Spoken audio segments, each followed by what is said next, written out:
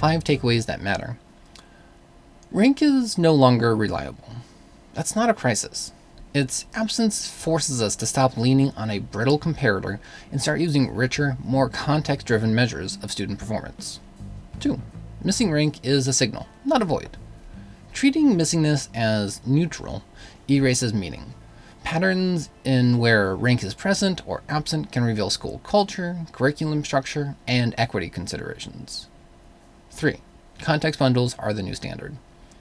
Relative rigor, grade trend, school profile information, and the distribution patterns together provide a more stable and fair assessment than a single ordinal metric ever did. 4. Models must be reforged, not patched. The decline of ranks destabilizes predictive accuracy. Running paired models and incorporating missingness as a categorical feature helps restore lift and reduces drift across school types. 5. Transparency earns trust. Families and counselors want to know how the no-rank applications are reviewed. Clear messaging reduces confusion and actually supports your institutional credibility. Class ranks disappearance is not the loss of a tool. It really is a removal of an illusion. What follows is better craft, sharper interpretation, and an actual richer understanding of student performance shaped through heat, care, and context.